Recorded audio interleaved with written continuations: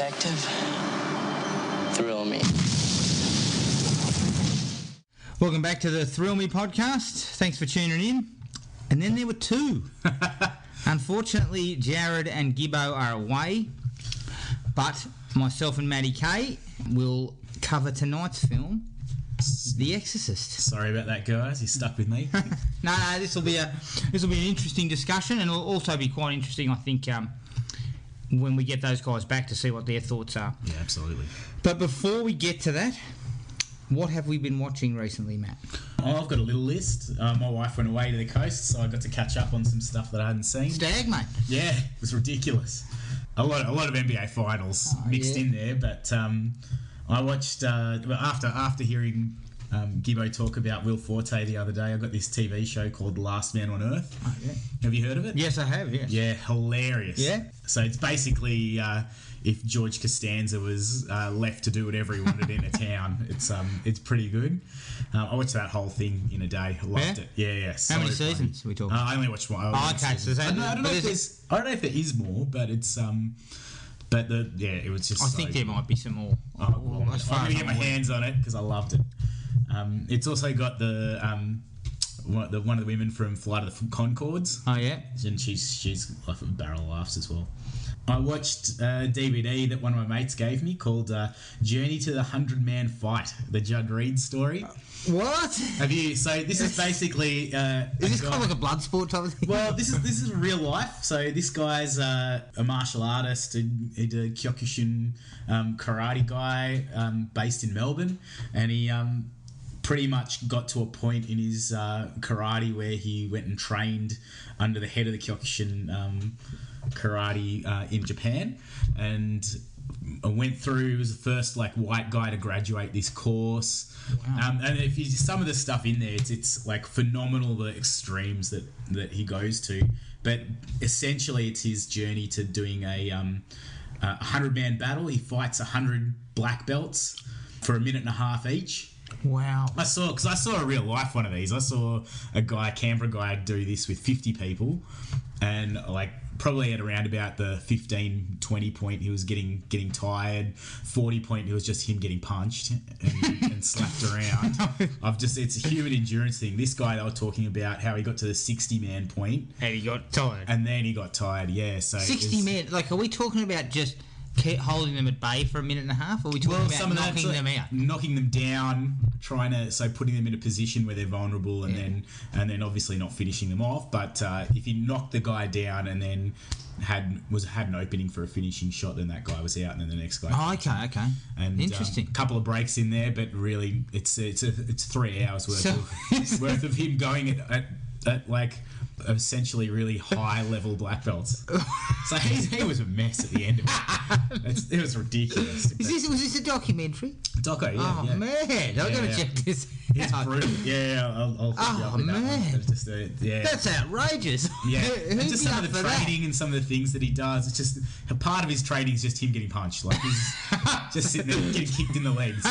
Getting kicked in the legs for 10 minutes. So basically he's just preparing himself for that kind of stuff. Absolutely. Human endurance personified right there, yeah. I guess following my...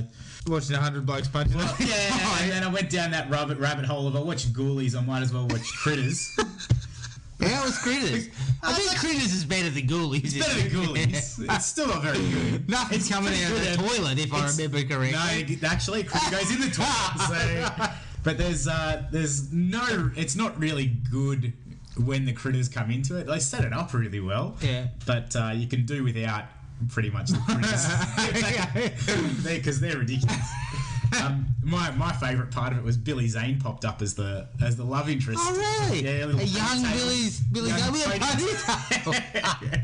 So that was the highlight of that. Oh, awesome! I watched Rambo 1 as well. It's the first one. Yep. Which that was good fun. See episode 4. That was what we covered First Blood in episode 4. Yeah. So it was good. I needed to get a bit of background for maybe one of the future pods that we do. Yep. Then I got onto Netflix and watched The Lobster. Is that the one with Colin Farrell? Yeah, Colin Farrell. Is there a weirdness to this? It's a dystopian future. It's set that it starts out in a hotel where pretty much if you don't have a partner, you're treated as a lesser citizen, and you've got a certain amount of days to find a partner, or you get turned into an animal.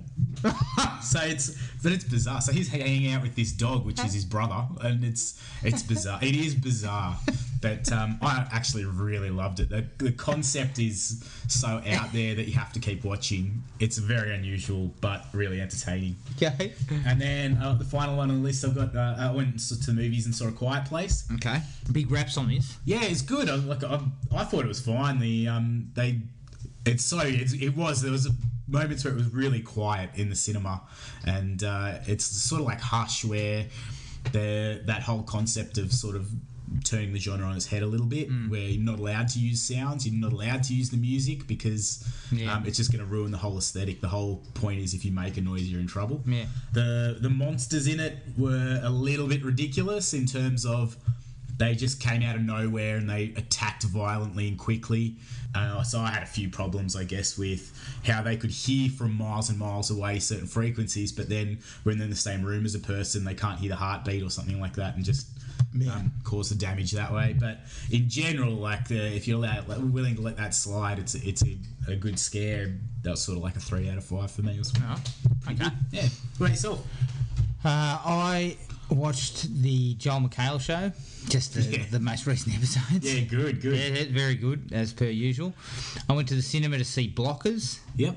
Which was piss funny. Yeah, nice. Which was very funny. Definitely check it out. John Cena. I saw that one. Yeah. Yeah, John Cena is just awesome. I mean, the bloke's he's just segued beautifully into comedy, which is strange for a big wrestling guy. It's like someone like The Rock. Yep. You expect action films will be their bread and butter. Yeah. And I think Cena tried that route initially, and it didn't actually work, which is strange. You'd think it would have, but he's now become quite deft in comedy, and his stuff is just piss funny. Yeah, throughout. absolutely. So I really enjoyed that. I watched Lights Out. Yeah.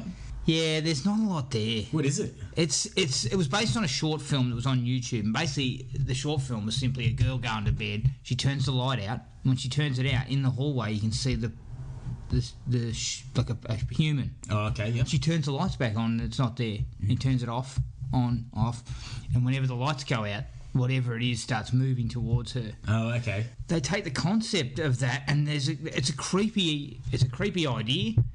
But it's like going to watch a magician who does the same trick over and over and over. It's just they repeat the same thing ad nauseum. Yeah. And they give it a little bit of backstory, which wasn't too bad. Like the backstory wasn't a bad idea, but it just kept recycling the same. Yeah, gag, basically. Doesn't work on that. So by the end of it, I was just like, oh, God. And it only went for 80 minutes. That was real quick. Too long. Yeah, too long. I watched Scream 2. Yep. I haven't seen Scream 2 in a long time. I can't remember anything about it. The first hour is on, not quite on par, but right up there with the first one. But you can see the slide. The second hour, it slides, and it actually slides a fair way. Nowhere near into the doldrums that the third and fourth one went into. But you can see where where things started to fall away. Yeah. And look, it's a good film, and as I look at it, in any other slasher series, it'd be the pick of the bunch. Yep. In most other slasher series, it'd be the pick of the bunch. Yeah. But in the Scream series, you can see the drop between the first one and the second one. It's a copycat. Yeah, like it kind of hits the same beats, and for a while it does it well. But then it loses steam and just it doesn't. Surprisingly, I used to hate the ending, but surprisingly, I think the ending, the idea behind the ending, is in today's world. Works. Yep. Okay. It didn't quite work back then, but it was kind of almost ahead of its time. Okay. But the last hour the second hour it just gets off the track, and they try and build suspense, but there just isn't any. Yeah. There wasn't. Still worth watching, though. It's still worth catching up on. I watched one called Friend Request Okay. on Netflix. That sounds pretty bad already. Anyone who saw Unfriended, Yeah. the I've one missed that both was of these. well, Unfriended I thought was going to be absolute shite, right? So Unfriended, the whole idea of Unfriended is it's all done on it's a computer screen. Yep. So everything's done on the computer screen. Skype, Facebook, everything. It's all happening. It's a horror film. And it's by the same guys who did Hush and that, the Bloomhouse. Yeah. And it was awesome. It was really, really well done, surprisingly, because I thought I was going to hate it. Yeah. And it was really, really well done. This is kind of that, but not done on the computer screen, done as a normal film. Yep. Just terrible. It was shot in South Africa. It's just, it's not good. It's not good at all. Avoid it. Okay, I will. Now, I also went a bit highbrow. Oh, go on. I watched Room, Yeah, nice. which was on Netflix as well. Not The Room. No, not The Room. Oh, that is gold. That is gold, though. The Room. Room, the one about the young girl who was kidnapped and has had a child in captivity with by some A scumbag. horrific concept that is. It was, but it was pretty well done. Mm. It's kind of dark and it's not. It's a weird subject matter because it would be a problem that would be extended over a number of years. How do you contain that in a movie that goes for an hour? And I don't feel the ending's quite enough closure for me. But I mean, the acting is phenomenal. Like it's top class. I think Brie Larson won an Oscar for that. Okay. And she is excellent. But the little boy is really good. So I enjoyed that. And the last one for me was we went to the cinema, me and my wife, to see I Feel Pretty. Yeah, not as bad as I thought it was going to be. I got a couple of chuckles. Yeah. Look, Amy Schumer's an acquired taste, I think now. I feel like I've lost a bit of love for her. Yeah, I have too. She was good in Trainwreck. Yeah. Like, I thought Trainwreck was pretty good. But in saying that, I love the stuff with John Cena in that and LeBron James like that. Yeah. They were the bits that I preferred. Yep. But I kind of understand why her style of comedy works. It's a bit played out now. The whole I'm not going to be the pretty little girl. Yeah. But in this, she's actually not bad. Yeah. And the film tries hard to set up the whole idea of it doesn't matter how you look and all that type of stuff. But I mean, I said it to you when I got here off air. Hollywood doesn't quite understand this stuff because they live in a fantasy land, mate. So it's difficult sometimes for them to hit the nail on the head. But you're also looking in the confines of the fact that it's meant to be a comedy. Yeah. So you have to work in around that. Yeah, that's right. And look, not bad. I'd hardly rush out and see watch it again. I'll say that. But that was it for me. Nice, good list. All right, well, let's take a break and we'll come back and have a discussion about 1973's The Exorcist. Only in theaters, the scariest movie of all time in a terrifying version you've never seen. That thing upstairs isn't my daughter. Where's Regan? In here with us. The most electrifying movie of the 20th century She says she's the devil himself. returns in a thrilling expanded version with footage that has never been seen before. The Exorcist, the version you've never seen. Rated R. The Exorcist from 1973, directed by William Friedkin, who won an Oscar the year before for The French Connection. He also, later in his career, in the mid-90s, he made a sexual thriller with David Caruso called Jade. Hello. Which was shite. So, that's the yin and the yang of I remember seeing William Friedkin. that in the video shop. The green, the woman up against the wall. It was trash, mate. It's produced by William Peter Blatty, and he wrote the screenplay based on his own novel. Yep. Now, he also wrote Exorcist 3, wrote and directed Exorcist 3, which I believe is supposed to be pretty good. All right. Exorcist 2, not so much. It stars Ellen Burstyn as Chris McNeil, Linda Blair as Reagan, Jason Miller as Father Karras, and Max von Sydow as Father Merrin. It was budgeted at $12 million. And it has made $441 million worldwide. I think that includes re-releases and all that stuff. Yeah. Now, In an interview, Jason Miller stated that he had a major verbal confrontation with William Friedkin after the director fired a gun near his ear to get an authentic reaction from him. That would work. I will go. I have looked through some trivia on this, and obviously, you know, I'm going to say allegedly for a lot of it, but I will go into it as we talk about some of the things that they did to get some of the performances and the like, which would not be considered kosher, I think, in today's filmmaking.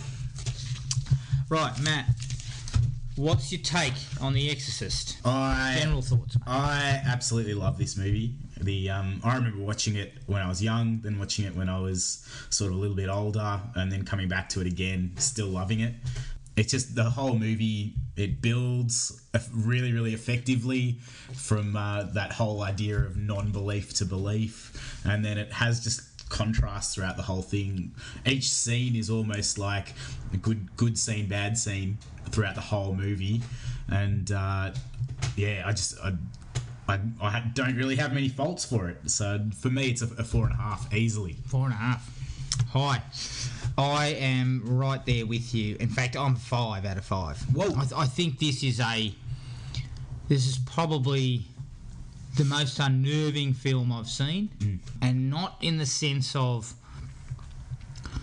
stuff jumping out of dark corners and stuff. People say scary. I don't see it that way, in that sense of scary, jumping out, you know, jump scares and that. But I see it scary because it's really, really deep and really layered. Yeah.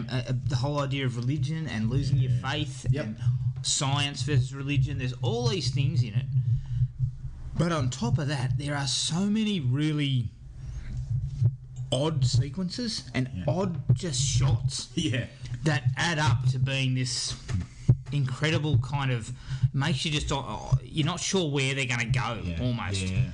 And I think that it just layers this subtext and stuff, and it's so well directed that it's probably one of the best horror films out there. I'm not even sure if I'd call it a horror film in that sense.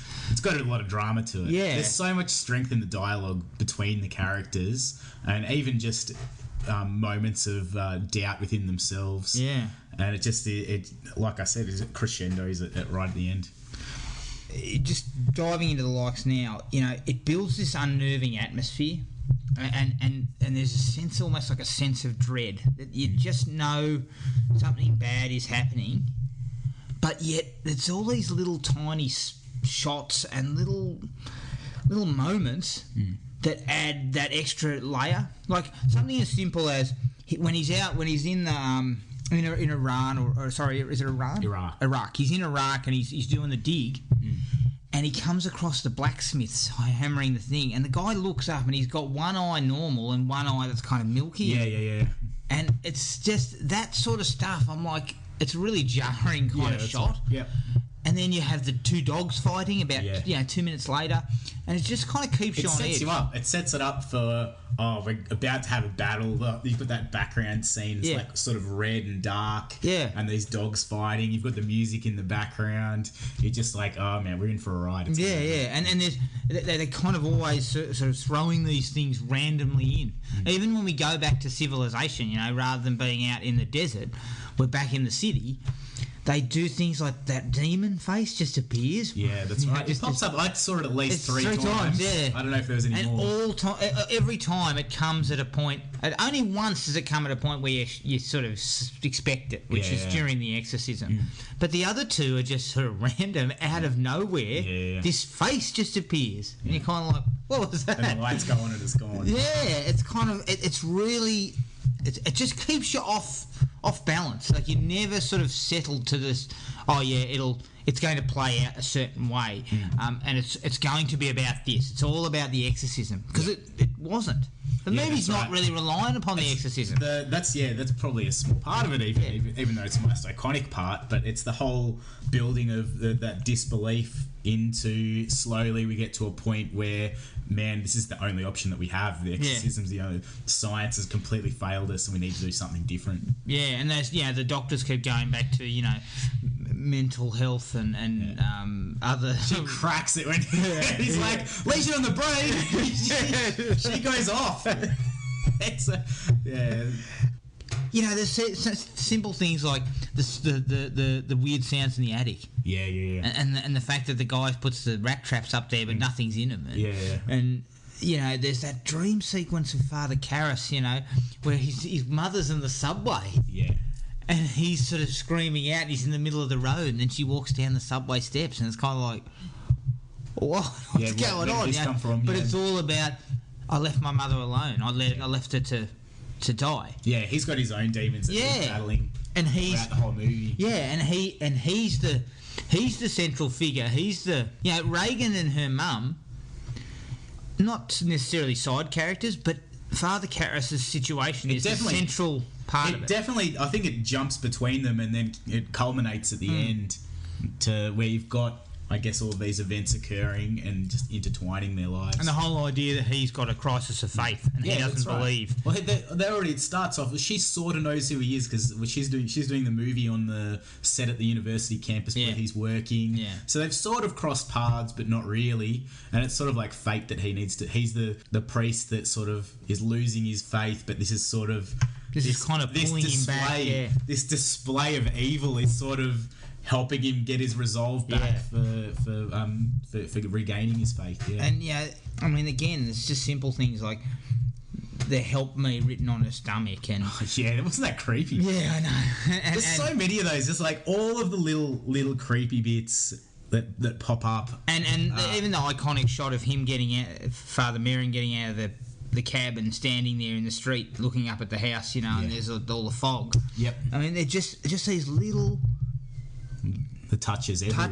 And, you know, we bring back Father Karras' mother when he walks into the room halfway through the exorcism and she's just sitting on the bed and it's all, everything's bathed in white light. That was one of my favourite things. What's was that whole... Because this movie is, like, quotable...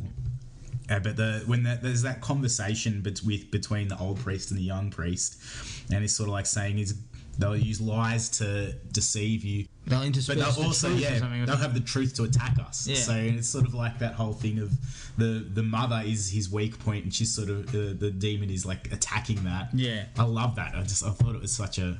It's a really nice line, and it really sort of captures the whole essence of it. And then that sequence where he walks in and his mum's sitting on the bed, kind of encapsulates what he was saying. Yeah, absolutely. You know, it's really strongly directed, like really, really strongly directed. Yeah, it's stylish as hell. How do you think of like the shots? I thought they were like he. In fact, it's almost like it's probably better. It's sort of shot almost. I don't want to say quite ahead of its time, but it just feels more... Maybe that's why it hangs together so well. It's still watchable today as it was back then. Is because he's kind of got all these really interesting angles and camera work. He talks about in the features, he talks about the commentary, to how he wanted it to be almost like a documentary to some extent, just to try and keep it believable. Yeah, and I think he does that perfectly. And in fact, there's kind of a raw quality to it. It looks kind of raw. I mean, it's because it's so old, I guess. That's they can only do so much to clean it up. But so that's a problem with today's horror films, and that's, you know, something like Lights Out. It's a creepy setup, but it's too polished. They're too slick, mate. Yeah. So they look... You don't believe any of it. Yeah. So the reason why I think this works really well is because it's kind of almost believable. Yeah.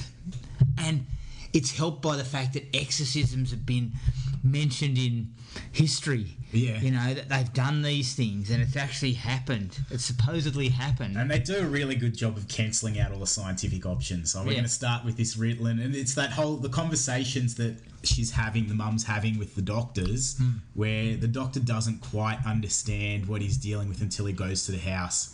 And then he's just like, this is fucked. Sorry, can I help you? Yeah, I don't think the Ritalin's really going to help here. Look, double the dosage. Yeah. Let's get 100 doctors. It's sort of summed up by that sequence where he says, the shaking of the bed would have been... tremors off tremors off the... It wasn't that. The whole bed was moving, she's saying. The whole bed's moving. It's not the fact that, she's she's having a spasm or whatever they said she was having. Yeah. So, yeah, I love that. I love the fact that they kind of cancel those things out. And they do them well enough that you're not going, no, come on, we could have gone back to, some sort of drug. Yeah. Because they even do that thing in which is creepy in itself. What is that shit? Yeah, so that's when they're putting the red dye into so that they can get the X-rays going. That was the 70s for you. That's scary enough. Yeah. I think the music is really memorable. Yep. But it's sparing. It's actually really sparing. It's barely used almost. I don't notice it a lot. I Yeah. didn't notice it a lot. You've got a lot of the fiddles at the beginning. Yeah. And then they have the classic kind of piano stuff during the exorcism or at points in the exorcism. Yeah. But really, music's sort of sparing, but I think it kind of works here. It's not dependent on that, is it? No. But it's a really sort of iconic soundtrack that doesn't get used so much that you kind of like, it's used too often. It's kind of sort of wrecking it. Yeah. The other thing is we were talking about this before, how it goes from you'll have a nice quiet conversation and then all of a sudden something will happen with the demon upstairs and the mum has to go running. So they do a really good job of keeping that flow with the action that's actually going on in the movie rather than just the music. Yeah, exactly. Special effects. Yeah. Still decent. That vomit's pretty intense. Yeah, the vomit's a little too green for my liking. That green bile when she's lying in the bed during the exorcism just going all over. She just rolls over and goes, I found it pretty funny that they decided, no, I'd better go wash my scarf after it gets a bit of vomit. But the special effects are actually very convincing. Still. Yeah. Reasonably convincing. Considering that, I reckon the CGI would absolutely ruin this movie because I guess the way that they've done it looks semi-realistic what they're doing. They've used a heap of practical stuff. Yeah. So even when she's getting thrown around the bed, it's all wires and harnesses and all that sort of stuff. And then the special effects for her face, even though, look, I think if you looked really closely at it, you'd see that it's pretty ropey. The only one that's like a little bit dodgy is when that head goes all the way around, just clicks at the end. But I think it's. I think you can let that. But there's two head twists, and the second one's the one that's not as convincing because it shows it almost from the back shot and it turns all the way around. Yeah. But the first one's quite convincing because it's a side-on shot and she's sitting there. Yeah. And they put her clothes on backwards. Yeah. It looks kind of realistic. And so, what an iconic moment too. Yeah. It's forever remembered. Yeah. And I think that's part of what makes this movie so great too. Is there's a couple of moments that are just everyone knows them. Yeah, that's right. And Max von Sydow was only like 44. Yeah. So the makeup on him is actually pretty decent, isn't it? Pretty good because he's supposed to be in his 70s in the film. So I give the special effects a pass. I think he does they a did great job of looking like an old man. Yeah. He's kind of he looks kind of hunched over and he's not quite too old. He's not sort of on a cane or anything, but he's getting close. He's shaky. He's got his heart medication. Yeah. He does a really good job. I like the relationship between Reagan and her mother. Yeah. I actually think they do a very good job to showcase, even though that she's an actress, she's got time for her daughter. She loves her. They have a number of conversations that are quite sort of heartfelt. She gets livid on the phone when the dad hasn't called her for his birthday. Right. She's right to slip her right in, isn't she? Your dad's in bloody France. But because the movie doesn't work without that. Yeah, absolutely. Because if you can't believe that she cared for her daughter, then you can't believe she would even bother. The despair, and even just in the physical appearance of the mum throughout the movie, you can just see it. She's physically becoming degenerating slowly, as the same thing as her daughter is degenerating slowly. Yeah, and that's a really nice sort of juxtaposition between the two of them because you can see the frustration levels growing with the doctors. Yep. Because we're getting nowhere. Yeah. In fact, we're getting worse. So we've gone from let's just put her on a bit of Ritalin because she's. But that's it, and they do that not really quite well with us at the moment. Both of them, no one believes anyone because no one understands, I guess, how bad it is. No one's seen the doctor's sort of not believing what's going on at home. The mum's not believing that the daughter's having these swearing outbreaks. She didn't see what was going on in that doctor's. She's sort of squealing up against the wall. Yeah, that's right. And looks like she's drugged or whatever it is, and then she just starts letting loose with the swear words at the doctor, snatching things off him. The mum doesn't believe that either, and it's sort of that whole, we'll just see where it goes, that slow approach to it, which just sort of makes it descend into a worse situation. And things sort of change. I think the situation changes at the party. Yeah. Where she comes downstairs and just says, "You're going to die up there." And then just pisses her pants. Yeah. And it all comes back. Like, she's spot on. Because the bloke does die up there. You know? Does it? Yeah. So, and it's really creepy the way she sort of says it and then just pees on the floor, you know? It's kind of like... yeah, if you were at the party, you'd be kind of like, time to go. Oh, is that the time? Oh, jeez, yeah. I have another thing on. And that's the other thing. The mum doesn't react in a disciplinary way. She knows she's sick. She takes her upstairs. She comforts her in the bath. Yeah. It's going to be all right. Again, at that point, we haven't quite learned that mum's frustration levels haven't quite got to the point where she gets to, because nothing's working. But that's really to me, that's the sequence that sort of makes you realise, okay, well, the mum's just something like, bad's about to start going down. Yeah. And it's really, I just think it's really cool. I just like the way it's done. It's sort of, they're having a do, and it's all sort of, fancy and everything, and then she just appears and just... It's that whole contrast thing, like I was saying before. They build you up, and they knock you down. Yeah. They calm you down, and then they ramp it up. Yeah, whole thing. Right. And it really ramps up after the director gets forced out the window and snaps his neck in a way that's... His head's on backwards. Then it's sort of like, even if he did fall down the stairs, it's like that sort of display of strength. I must admit, I got a couple of big laughs out of him at the party. Yeah, because he's off his face. Rip it into the German. He's calling him a Nazi. He's just trying to have a laugh. He doesn't understand that it's a joke. The first time you see him, he's sitting there with his drink and he goes, "Oh, I think I found an alien pube." His habit, isn't he? And then he starts following the bloke around, giving him shit about being German. Yeah, if they did remake, he's like, "I'm from Sweden." Yeah. If they did remake this, the racial stereotypes are pretty horrible in there, aren't they? They nail the Greek mum though. Maybe this is why I'm connected to the movie. They nail the Greek mum 100%. But even though the Italian guys like Basil from Fawlty Towers. I'm waiting for him to do a spaghetti kiss. It's delicious. See, I tell you, no rats. So he's the most Italian man they could have found for the role. He belongs on a pizza box. He's great.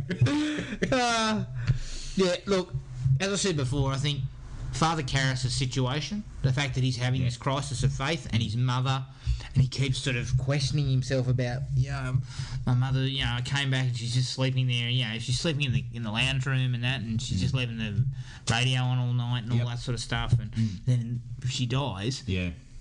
The guilt that he has. Yeah, he has this huge amount of guilt, and it's all sort of manifested in that, as I said, those weird that dream that he has, and he's constantly sort of almost like running away from it because he's working out and he's running and doing all that stuff, trying all that boxing bag. Yeah, he's trying to sort of forget about it, and he's by that stage he's saying that I'm not the person to do this. I can't do this.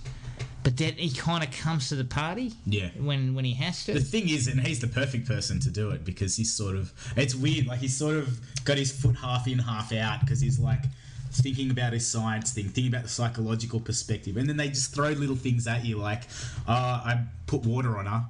It wasn't holy water, but I put water on it and it burned her. He's like, maybe he's still trying to convince himself that it's not an exorcist, but it's a psychological problem. Yeah. But then he gets to a point where he's like, he fully embraces it, absorbs the demon himself. He's like, this is the only way that we're going to solve this problem. Yeah. And then has the strength and the resolve to jump out the window himself and to end the demon. Yeah. And it sort of ends on that for his end note is him... He can't talk, but he's trying to confess his sins so that he can get into heaven. He's like, man, he's gone full circle throughout the whole process. And I think that in a way that the idea that because he's got the crisis of faith and he is the perfect person for the exorcism because he's also willing to sort of question it. Yeah, he wasn't just willing to decide, okay, well, we'll do this. Yeah. Whereas Mirren, he's a smaller character. There's moments in there where he's sort of, during the exorcism, where he's just watching what's going on, going, what is happening here? But then you've got Max von Sydow, who's just like so strong, he's like not taking any shit from the demon. He's telling Father Karras how it is before they go in. He's like, I think I need to tell you a little bit about the personalities that are in Reagan. And he's like, there's one personality, there's one demon. Like, he knows how to deal with it. It's such a good contrast between. And it's because he's your guy, your pinch hitter. He's just coming in. He's just coming in to do the job. He doesn't need to worry about question it or any of that sort of stuff. He's here because this is what I do. I do these things. He believes it. Yeah. His faith is like unshakable. Whereas Karras has still yet to sort of come to grips with what they're doing. What they're going to be doing. I'm thinking this was my one. Like, if I walk away with too many questions about what's happened, then I feel like it's a bad movie. This was one of the questions that I had. Why would you send in these two and no one else is interested? If I was like a priest and I'm like, there's going to be an exorcism, I'd be like, I want to see this. Let's see how good my religion is. Let's see how it is. But instead, they send the old priest with the heart condition. They're like, should we send him in? He's tough enough to go overseas. He'll be fine. At the very least, they at least explain the fact that he'd done it before. Yeah, that's it. He'd done an exorcism before, so he was a guy with a bit of skill in doing this. Yeah, you're putting the guy with the heart problem and the dude who doesn't believe it. You're putting them in a spot here. I'm saying, look, give us a look. Yeah, that's right. Hang us again, right? They got 88 doctors to help her out. How come they can't get 4 priests? Come on. As I said before, the whole idea of you're going to die up there, it goes both ways. It kind of it sort of ties backwards and like to the end of the film, as well as the situation that then happens with Bert. He goes out the window. I hadn't thought about it until you said it. Yeah. He goes out the window, and so he dies based on her. Yeah. But then that window situation is what ends which sort of finishes the film off. So it kind of just sort of preempts everything for you. It gives you a little sense of it as to how things are going to go down. Yeah. Which I thought was good. I really like the detective as well. Yeah, he's kind of interesting character. He's always asking blokes to go out for lunch and go to the movies. His wife doesn't want to go with him. Yeah, but I liked that whole conversation in the kitchen with the mum, where he's pretty much saying something's happened for this murder to occur. I'm not going to accuse you of it, but just like treading around the problem. Yeah. And the mum's obviously nervous, and maybe the kitchen's like a safe place for her or something. Yeah. But, just that whole conversation there. That one at the end feels like it's Casablanca. Yeah. Where they're walking off together. Yeah, I kind of like that. Yeah, it's kind of nice. I mean, it's kind of quirky. That relationship. Yeah. But I thought his acting was sensational. Yeah. He's kind of quirky, but he's interesting. Yeah. And he doesn't come into it until 45, 50 minutes. Yeah. Like he's a midway through the film, but he's a different representation of a detective. Usually a detective's like, bang, bang, bang, what are the facts? I want to find out what's happened. I'm going to get this thing done so I can get out of here. Yeah. He's just sort of like trying to get to know everyone. Yeah. And let's see if I can wear you down so you let loose something that I need to know for my investigation. Yeah, I liked him. Yeah. And in fact, I found him interesting and intriguing rather than a kind of a side player, which in a lot of movies, that's what your detective would be, especially when he comes in 50 minutes into a film. Yeah. You're thinking he's just going to be a minor player who just hangs around the fringes. This guy kind of does hang around the fringes in a sense because he's not going to be part of the big key. He's not central to it. Yeah, he's not going to be part of the key. Pinnacle point. Yeah, but he's got so many sort of interesting little quirks about him when he's on there. And he just calms everything down, like I said, and allows it to go from, he'll calm the mum's nerves and and suddenly it's all happening upstairs. Yeah. And then she's stabbing herself in the vagina with a cross. Speaking of upstairs, when she actually turns a bit crazy with the doctors when they first see her. Yep. And she has that massive lump in her throat and then starts flying around on the bed and starts going, fuck you, or fuck me, or something like that, and humping the air and stuff. Yeah. It's like, what's going on here? Like, it just sort of, it kind of goes for shock. Yep. But because the way they've kind of slowly built up to this, you're kind of like, whoa, you're taken aback by the sudden outburst, you know? Yeah. And it's because they've taken their time to get to it. Again, they contrast that with Reagan's voice saying things like, I don't want this in me, and why am I sick, Mum? Yeah. Like that pleading, and then the help me, even as he mentioned it before, is there's these pleas for help, but then it's just contrasted with this Screaming and carrying on, and demon having a crack at you, telling the spider walk is still works. It actually works really well. That's a aha moment for the mum, isn't it? That's just shit, I actually have a real problem here. So there's no disease involved in any of this. Yeah. They do a really good job because they cut away quickly. They don't sort of linger on it. They cut away really quickly, and then when they come back to it, they're from a different angle, which is looking up the side stairs, and then up there, and then the blood coming out of her mouth. It still holds up. And I mean, the only reason it can work today is because they could remove the wires. There's a lot of wires involved, and that's why they didn't bother to use it back in 73, because it wasn't convincing back then. But it seems to. I think it's kind of convincing now. Yeah, absolutely. You get that whole sense of the escalation of the creepiness. Yeah, because now things have really leapt. Because the doctors have just seen... It's not swearing and personality changes. It's like physical actions. Yes. Yeah. She grabs the psychologist by the Jets crackers. Keeping in the theme of this podcast. I was going to say, perfect for the podcast. She's in a good solid squeeze. Oh, he's in pain. Don't they finish that scene with the echo of him screaming?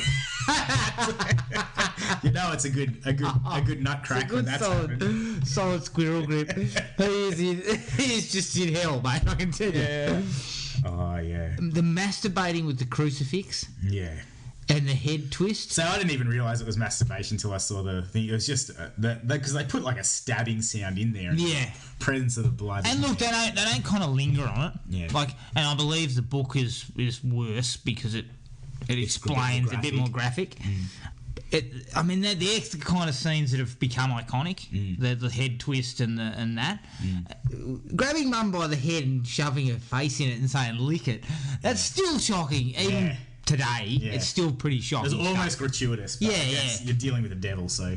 Well, that's what they're trying to do. They're trying to anything goes. Like the devil just does whatever it feels like doing. Yeah. And this kind of fell into that. Yeah. Look, I didn't find it. I was still pretty shocked by it. I'd actually forgotten that. Yeah. I remember the masturbating with the crucifix. Yeah. But then when she grabs her mum and shoves her head in it, and Mum comes up with blood all over her face, I was just like, oh. Yeah, that's right. You know, even now, I just see it as being, you know, that filmmakers today would tiptoe around that. Yeah. You know, they'd be careful not to do that, or possibly consider not doing it. Yeah. So it really does shock you. Especially at the time. Surely there was nothing out. You didn't have as many films for starters, but you know there wasn't much that was sort of getting put out about demons that passing M rating. Well, I mean, I think they were R-rated. I think it was R-rated. Like critters and ghoulies. Yeah.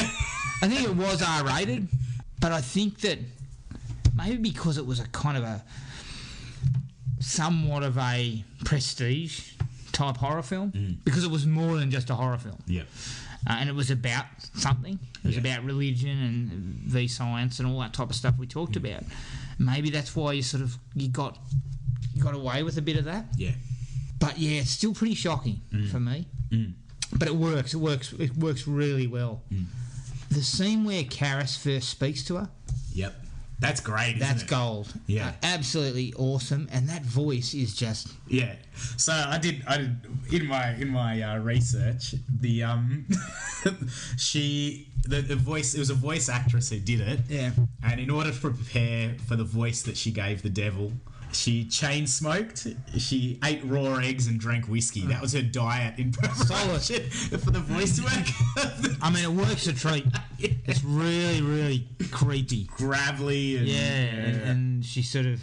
And the conversation itself is like the vulgar use of power to just kill you right now. Why don't It's you like, just release yourself from the bound? So it's a vulgar I'm going to use stay of in my her power. Like, so I'm going to stay in her body until she rots. Yeah. It's like worthless. The humans are worthless. And and doesn't she say something? What a wonderful day for an exorcist. It sounds like Clint Eastwood would say. And I really like the fact that doesn't he keep asking about what's my mother's middle name or something like that? Yeah. And she doesn't doesn't answer. Yeah.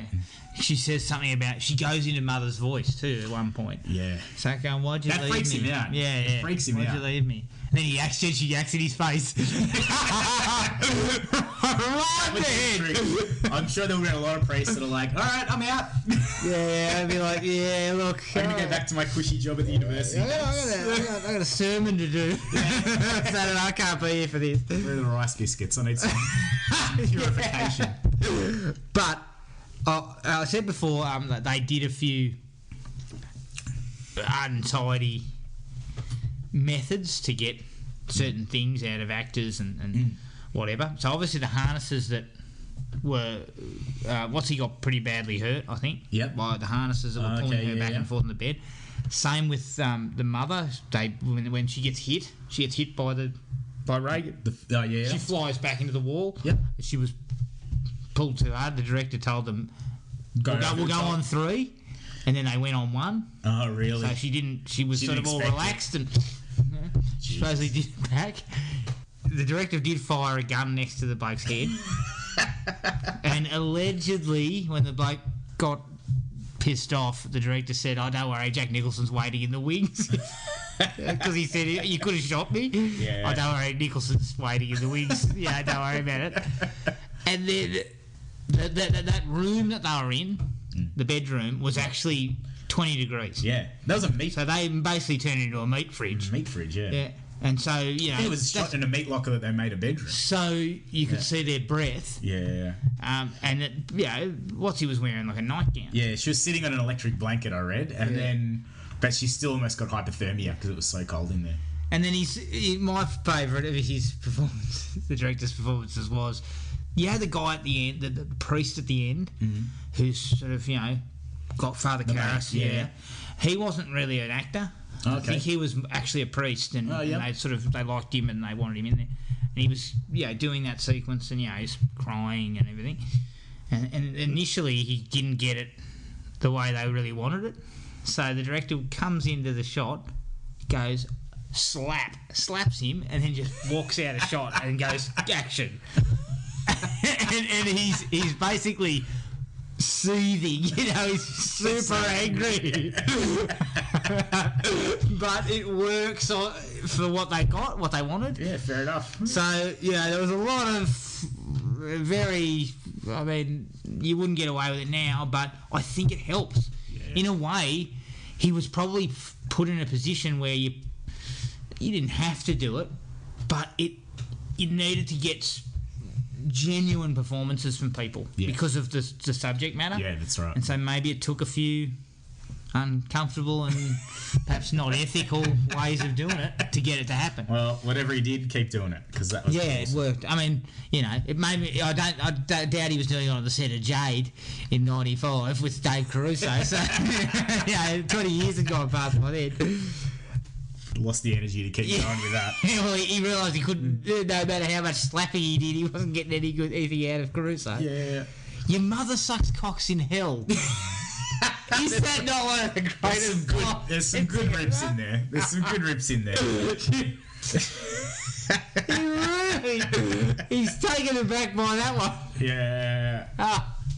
For some reason, I started laughing. There is a few in there. I shouldn't have laughed, but it's just... I never forgot that line.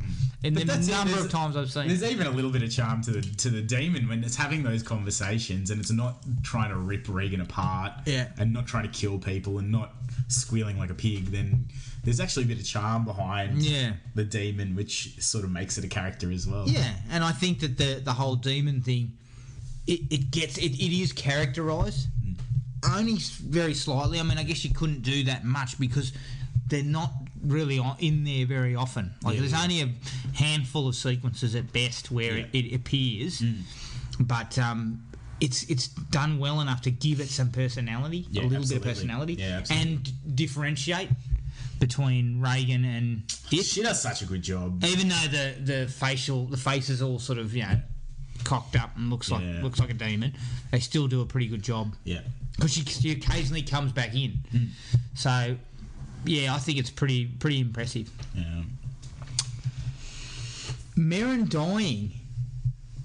I'd actually forgotten about that. Yeah. And it's actually a really good way to finish up, because it leaves the job to be finished by the guy who still hasn't quite got his faith back and still isn't quite there. And this is the way it kind of...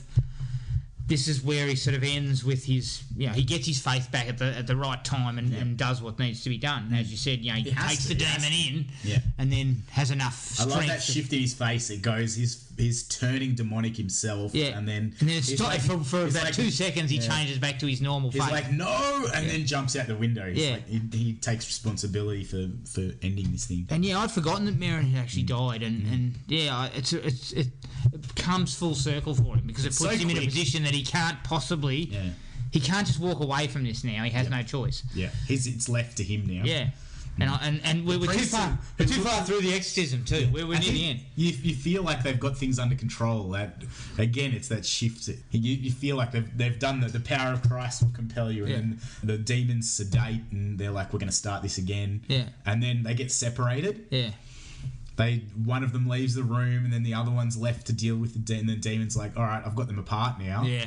And then the old fella has to go, and the young one comes back in. They switch positions, but then when he comes back in, he has to take over. That's all. It's half the workforce is left. Yeah, and again, it's the whole idea that the demon has sort of waited for this moment for these two to separate. Give it the chance to have a quick chat one-on-one. Yeah, that's it. Know where your weaknesses are. And then exploit them. Yeah, that's right. And giggle at you as it's realising it's getting its power back. And my last is that, the fact that he jumps out the window, he falls down the stairs, it just kind of caps it all off. Because the stairs have kind of been this essential location that we've seen on numerous occasions throughout, and the window, and you sort of, you get the sense of where it all sort of sits in the stairwell's right near the window and all that type of stuff. And they do it on a regular basis throughout the movie, just to sort of give you the sense of where it is, and it just caps it all off really well. Yeah, it is nice. I like that it doesn't necessarily end with everyone having that happy ending. Like some movies would be tempted to keep everybody alive as much as possible. Yeah, and the fact that the priest does die, and then obviously they've got to move on, and I don't know how those employees stayed on for as long as they did. Her assistant is a saint for staying on for as long as... I'm getting out of there. But she's like, do you want to come with us? Do you want to come with us? No, thanks. You guys can move on. And also the whole idea of the two, the housekeeper. Yep. Housekeeper and I guess he's the gardener or whatever he is. They're still hanging around, they still stuck it out. Yeah. No, I'm out the door. Yeah, that's pretty right. fast. Yeah, I'm going on leave for a few weeks while you take care of this. Do you have any more likes, mate? No, I think we've covered most of it. I love this movie, so good. Yeah, definitely one that I haven't seen in a while, and I was really glad that we gave it a go because it's really good. Dislikes. I only had one that really I felt detracted a little bit. Is that Ellen Burstyn sometimes goes too far over the top. She can be a little bit shrill. Yeah. So when she's screaming and yelling at doctors and stuff, it kind of goes too far. Over like she hasn't been sort of pulled back in a little bit. I understand, you're trying to sort of show the frustrations. Yeah. But a couple of times the voice is just so high up. It's like, I wonder, when I was watching that, I wondered a little bit also if it was her being this rich, powerful director / actress. I'm not sure what exactly her role is, but maybe that's just she's used to having things her way. Yeah. And that was part of the contrast as well at the beginning, where she's got they've got all the money. Mum, can I get a horse? Like, that's the conversations that they're having, as opposed to the priest who's like trying to keep his mum out of the home, and he's calm and settled but unhappy, and she's like super happy, and the arguments that they're having are mainly about superficial sort of things. Yeah. So I thought that was part of her personality, but I agree with you that she does get just occasionally. It's not bad. It's not so bad you can't watch the movie. Yeah. It's just one of those things where probably could have been reined in just a little bit. You could have fired a couple of guns next to her head or something. Calm down a little bit. Just to sort of shake her up again. But yeah, other than that is my only real dislike. Yeah. A couple of the sequences where she's slapping priests around and doctors around, they do look a little bit corny. Yeah. Because she's kind of... it's like that scene out of Flying High where everyone's lining up to slap that chick in the chair. But they're only fleeting. They're so fleeting, like they only take a second. Yep. And it's kind of like, I'm not going to deduct points for that. Yeah. What about yourself, mate? Well, me, again, I sort of mentioned the one, how come they don't have more than 2 priests, but I understand that's part of the movie and you have to do it that way. That masturbation scene with the cross I found a bit weird. It's unnerving for me. I got a bit confused about what the intention was, and what I saw was a bit different, I think. Yeah. It seemed more violent than it doesn't really have any... It's not connected to anything, is it? Like it's not. But it is shocking. It shocks you. And I think that's kind of what it is. Is the devil going with shock value? Yeah. And then my other one was just the religion of the priest. If he's a Greek, he's going to be a Greek Orthodox. So that was I think they don't like the Catholics. They're not into that. But that's such a little semantic thing that. I think that's probably more based upon the book or something like that. Yeah, it wasn't a big deal, but that was just, again, it was one of those little questions that I had in there. I was like, oh, really? Is that how you're going to roll with it? But it was good. I loved it. I loved it. Overall, it's a classic. The whole mood of everything in there. The zombie-like nature even in the old people's home, and so there's so many little things in there that just make it culminate into a great the old people's home looks like something out of sanitarium. They've all been lobotomized or something. It's really so depressing. It's sad, and it's that whole thing when you lose control of I guess of who you are and how you act. It had, I guess, a lot of parallels into mental health and that sort of thing. And I thought it was just there's no doubt that this is a classic. It's a classic film. Definitely. And we got some real classics in the 70s. It's a shame Gibbo's not here to blow up and tell us why it's a piece of shit. Who knows, mate? Gibbo might surprise here. We'll talk to him next time when we get him back and see what him and Jared both think of this. But yeah, we were really lucky in the 70s. We got some real absolute classics. That's it. Like there was this. I hate to see what they do with this if they had it. Well, they made it as a TV series just recently. Yeah, that would make me sick. I don't know how it went. I don't want anything to do with it. But we had this, we had Jaws, we had Star Wars. You know, we were really lucky there with some iconic films that have still sort of stood the test of time, and this is definitely one of them. Yeah. That's The Exorcist. Oh, so I'm going to leave you with one little gem. Okay, hang on. So Regan, in real life, she when she was a bit older ended up in a relationship with Rick James. Oh, really? Yeah. So I feel like that's Rick James, a nice way to end this. Is wow. She's in a relationship with Rick James. I don't know how long it lasted, how quality it was. Was she grinding her feet on Eddie's I got more sense than that. Let's try and leave it with a warm fuzzy feeling. Yeah. Cocaine of the drug. But yeah, that is The Exorcist. If you want to get in contact with us, send us an email at thrillme@iinet.net.au. Like us on Facebook at Thrill Me Podcast Australia, and at Podomatic at thrillme.podomatic.com.